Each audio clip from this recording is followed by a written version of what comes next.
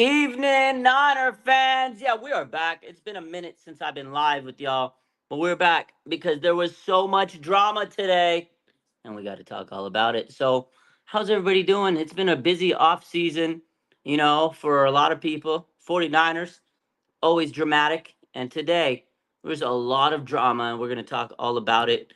But I just want to say hello. How is everybody doing? The season is on its way. Training camp is around the corner.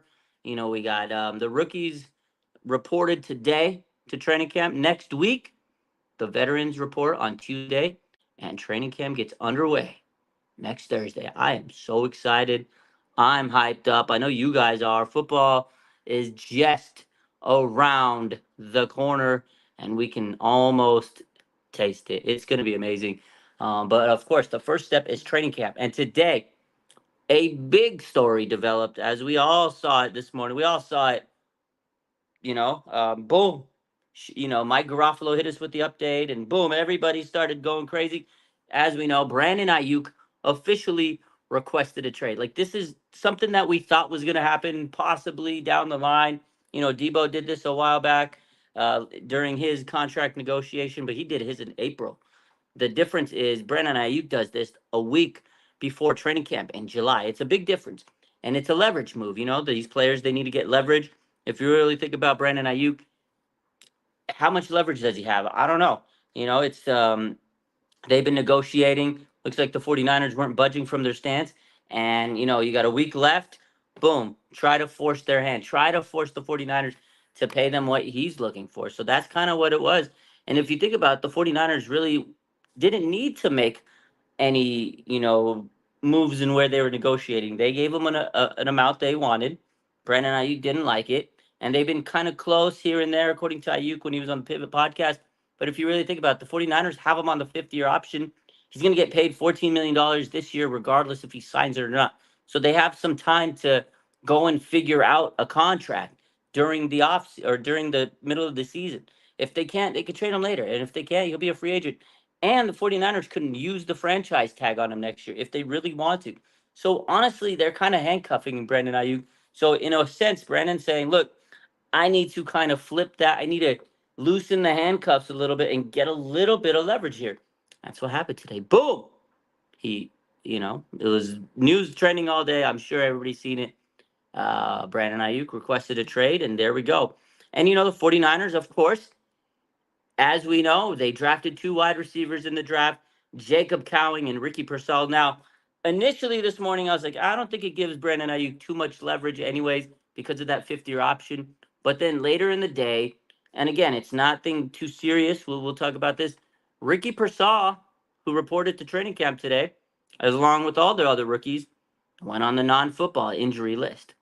He can come back anytime. It's, the NFI list. They're saying it's nothing serious. We don't have too much information on it. But because of that, maybe Brandon Ayuk got a little bit more leverage. Like, hey, the receiver that you might have potentially were going to replace me with down the line, he's coming in training camp injured. So definitely a dramatic day. Yeah, I don't know what it is. I don't know if anybody's seen it. I've been very busy. I've been working a lot. I was working in my clinic job. I came, saw a patient in my home health job, and then I had to do some training for my new position I'm doing. And then I literally just hopped here online because it's been, this is the first time I had to sit down and talk about it with y'all, and I wanted to. So I don't know if anybody saw anything out there that I might have missed. My man Rob says ingrown toenail. I don't know. Your guess is as good as me. So, Rob says he'll only get that $14 million if he doesn't hold out. Yeah. So also, there's a couple more.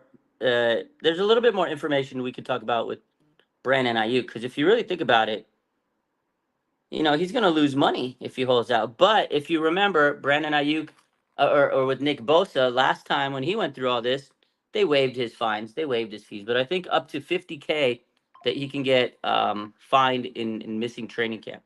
And again, training camp is next week. And we're going to see if he shows up or not. My guess is he doesn't show up. I don't think he's going to show up because that's the way it happens. That's the leverage techniques. These players want to really put the pressure on the team. And let me see.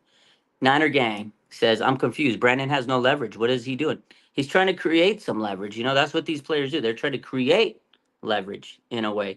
So let's take a look at okay, yeah, this is from Nick Wagner.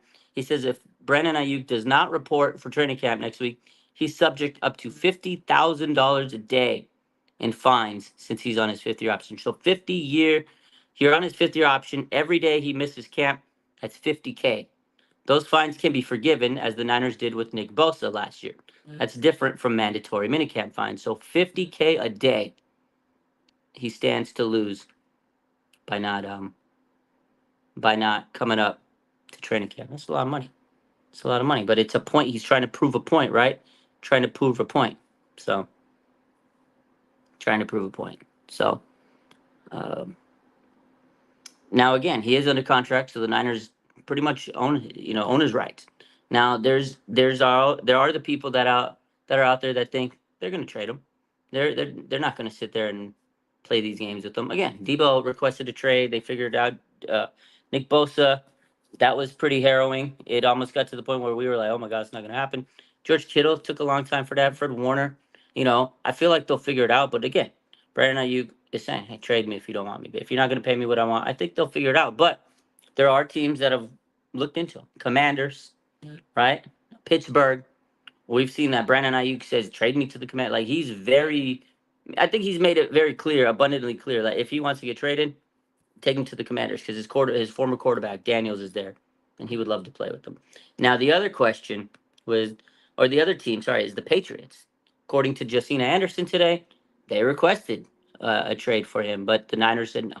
Now, the other part of this news today, as we found out, is despite the fact that the 49ers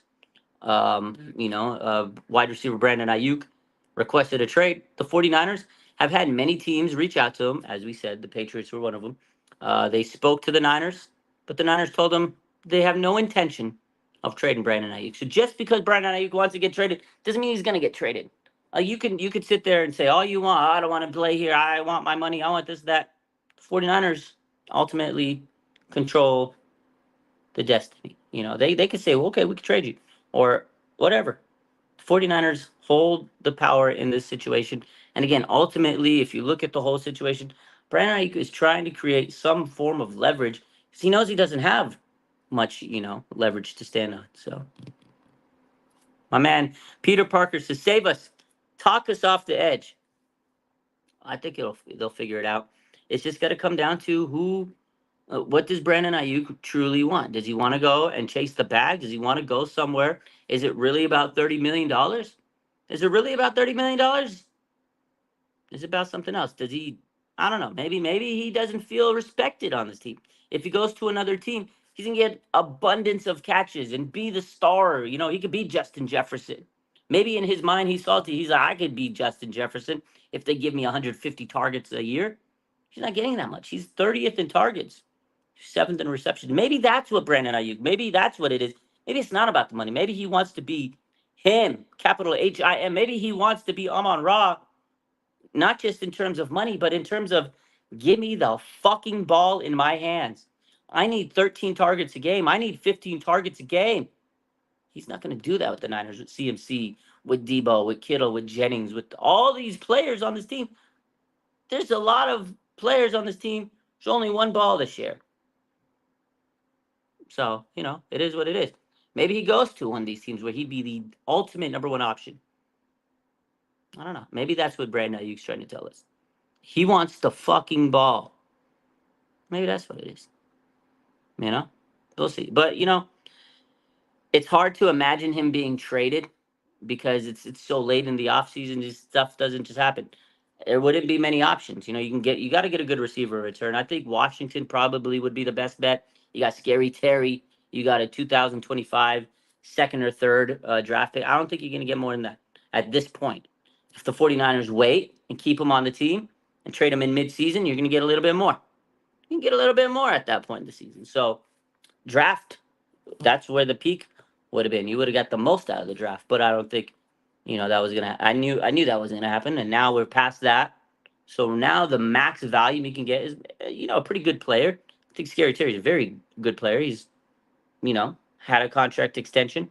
He's in the second run of, contracts. Still a very good veteran player, and they can get a mid-round draft pick. I think at this point that's the best they can get. Unless somebody wants to just break the bank. I know there's people saying Devontae Adams, trading for Devontae Adams. I don't think the Raiders make that move. And Devontae Adams is well paid. They probably got to pay him the money that they would have to pay Aiyuk anyways. So, so Carl Thomas says if he wants to get traded, he would need to go to the Super Bowl contending team. If not, he can kiss Super Bowl goodbye. Yeah, is he good enough to make a team a Super Bowl contender? We don't know. I know Aiyuk is good. I just don't know if he's great. Like he's good. I love Brandon Aiyuk, but I feel like it's hard to sit here and justify him getting 30 million because there are so many good players around him. Kittle, CMC, Debo, Jennings, like all those players are so good around him, and it's easy for him to get up. But like I'm not going to discredit his skills. He's a savvy route runner. He's a very good player. He trains his ass off. We've seen how strong he's gotten over the years. He's really transformed himself. He's jacked. He's a skinny rookie when he came in.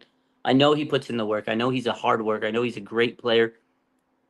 But is he Justin Jefferson good? Is he Amon-Ra good? Is he Chase, Jamar Chase good? I don't know. But maybe that's what he wants to find out. So Cosmo says he's not a game changer. That's what we're getting at. Is he a game changer? Is Brandon Aiyuk a game changer? I don't know. You asked me.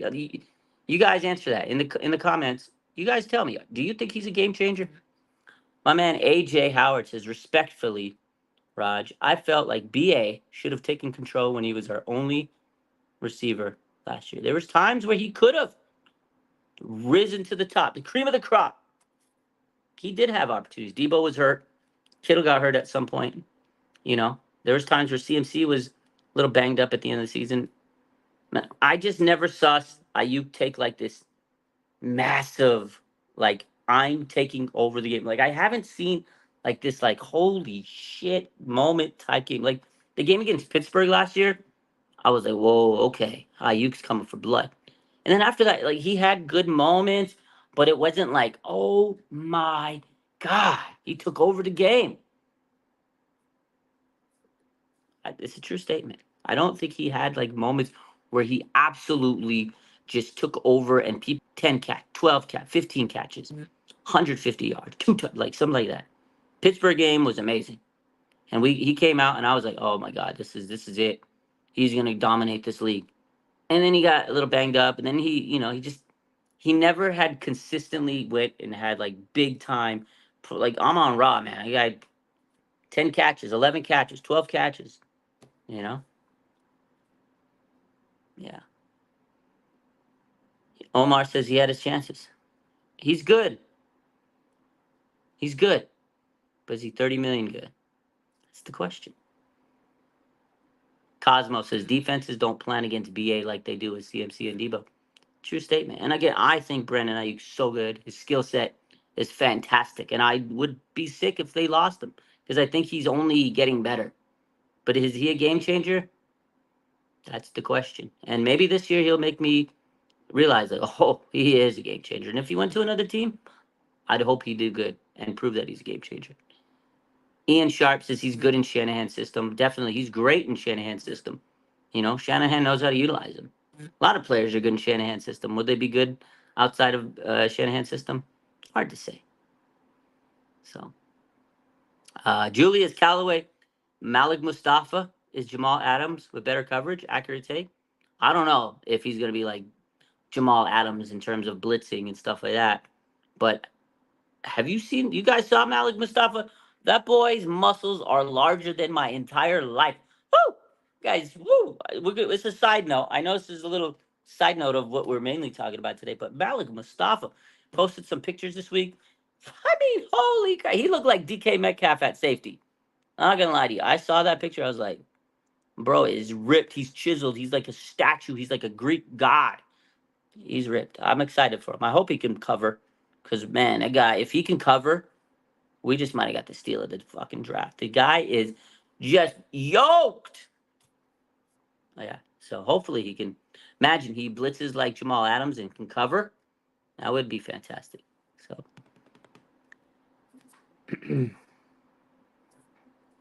Steven Reynolds says, "Did I see Juwan Jennings' post on Insta story? I did.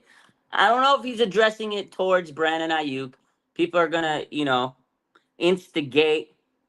People are gonna instigate. Let's go. Let's pull it up. Juwan Jennings, you ain't JJ. If you guys see, so this was earlier in the morning. This is Juwan Jennings. He posted on his story.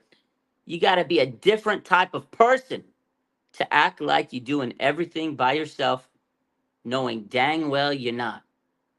Is this shots at Brandon Ayuk? This is what a lot of people are saying. I'm going to read it again. You got to be a different type of person to act like you're doing everything by yourself, knowing dang well you're not.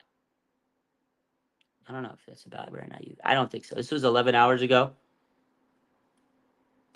Was it in reaction to Brandon Ayuk? I don't know.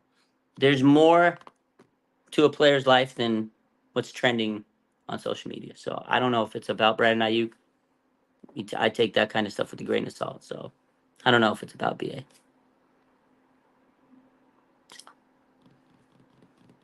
We'll see. See how it goes. But the other news of the day, as we mentioned, there was drama today.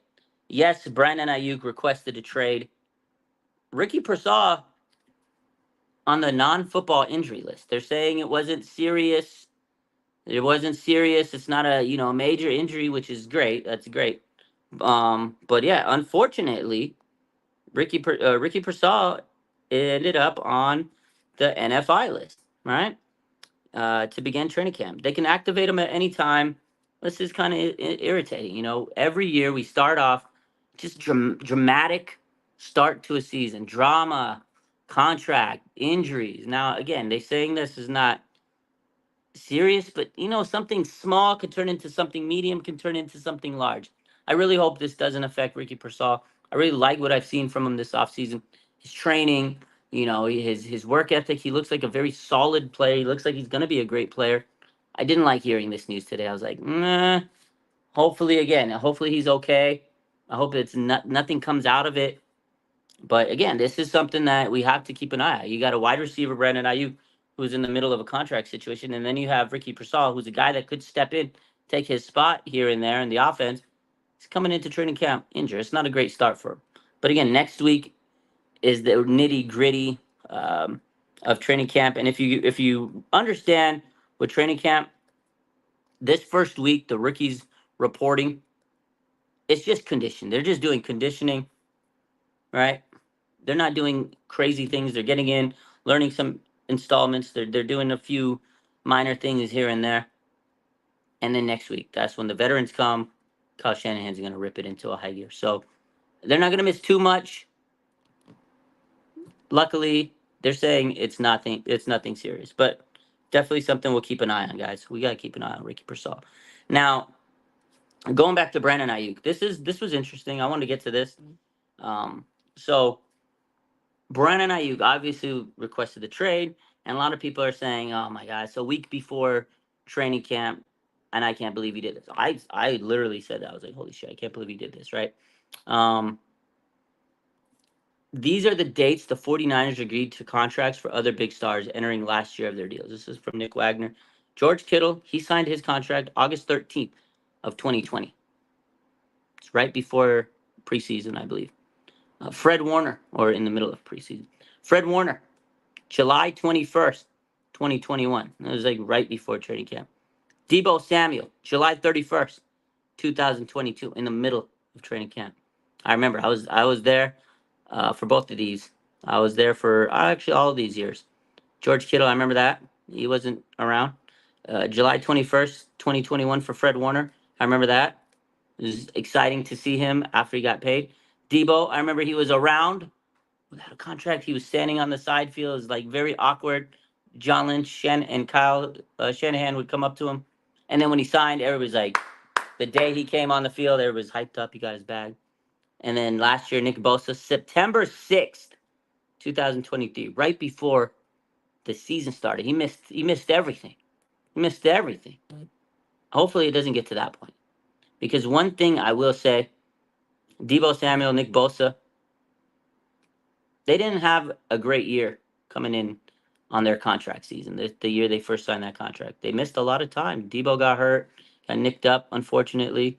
Right? I mean, Fred Warner also, maybe it was the pressure. He started off slow that year. Kittle, same thing, but there's quarterback issues at the same time. The point is, I just hope that Brandon Aiyuk gets his contract done somehow before next week. Is these players missing training camp? It really limits what they do at the beginning of the season. There's mentally there's pressure. They're a little rusty going in. They don't get that good timing down. I think it's important to get into training camp. But again, real quick, go over these dates. Kittle, August 13th, 2020. Fred Warner, July 21st, 2021. Debo Samuel, July 31st, 2022. And Nick Bosa, September 6th, 2023. Now, the theme is they all eventually got signed, and they were all crazy. They were all crazy deals. It was all hard. A lot of negotiation, a lot of drama, a lot of news on the timeline, just a lot of like stress from the fans who would pay George Kittle, pay Fred Warner, pay Debo Samuel, pay Nick Bosa. They all got paid, but late. That's a common theme by the 49ers. So when is Brandon Aiyuk going to get paid? So we'll see. We'll see. That's interesting to note those days, guys. So yeah, Bosa did start slow. Let's take a look at some of these comments. Steve-O knows, my man, says Raj. Hope you're good, bro. This is the last card in Ayuk's deck. He's got no leverage and he knows it. This is the last card in his deck. He had to play it. This was the last card. I don't hate it. I was a little irritated when I first saw the news, but the more I think about it, he had to do what he had to do. He should have done this earlier. He played the card late. I mean, Debo played this card in April. In April! It's July. Waited a little too late, but it is what it is. Melissa, it's good. She says Amon Ra did all that with health issues. Yeah, Amon Ra played his ass off last year. The injuries he had, you guys saw receiver, played through a lot. Hand, foot, mouth disease, that was a little gross. I don't know how he got that. But yeah, he played through a lot of injuries and he balled 1,500 yards, met his goals. Julius Callaway, what else? He said something else. He says, non-Niner related thoughts on Skip Bayless leaving FS1, end of an era. I wonder what he's going to do next. Nathan says, hey, Raj, what's up? What a day for Niner Nation, huh? I'm confident we'll get through this. BA ain't going nowhere. Again, ultimately, I think they'll figure it out. It was a hell of a day for the Niner fans. I just remember going, oh, my God. I saw the post, and I was like, Jesus, are you kidding me? Kidding me? Julius says, thoughts on Larry Kruger's three-way trade, including Aiyuk to the Raiders, Adams to the Jets, Corley Myers, and a couple of day 3 picks to the Niners. I mean, I'm not high on, getting Corley Myers, but hey, it's decent. And a couple of day 3 picks wouldn't hurt. Adams to the Jets. I'd love Adams to the Niners. Send Aiyuk to the Raiders. Send his ass there. I don't know if that really makes sense to send Aiyuk to the Raiders.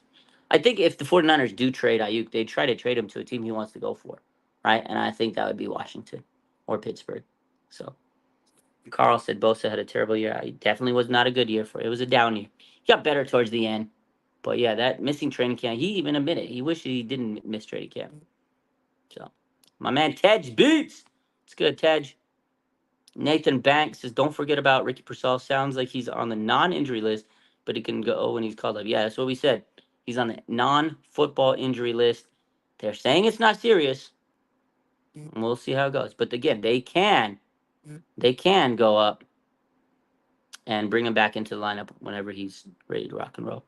So good stuff. Overall, I'm pretty sure they'll get this deal done with Brandon Aiyuk. I keep saying that just because history's on our side. Like I mentioned, Kittle, Warner, Debo, Nick Bosa, all were signed late into the offseason as training camp was rearing its end or in the middle of it.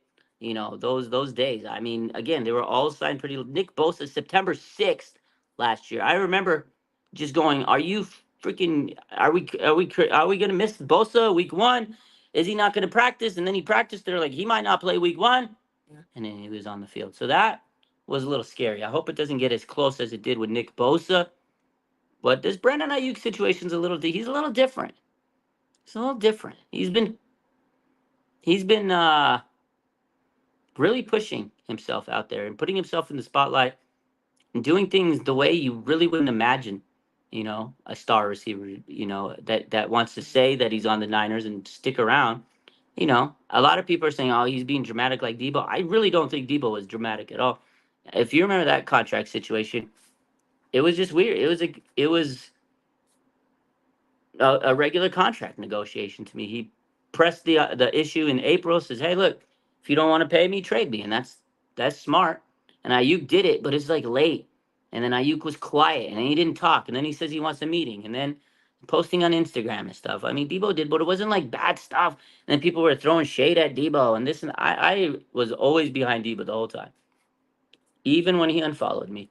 But and I feel like Brandon Ayuk has just attacked this in a weird way. It's not really been methodical.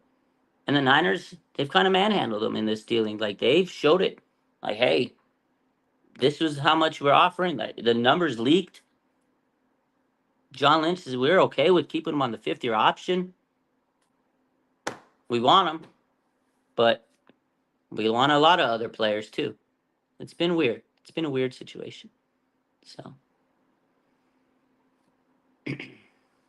Omar says Ayuk has been very childish. I feel like he listens. I really feel he's easily influenced. I don't know.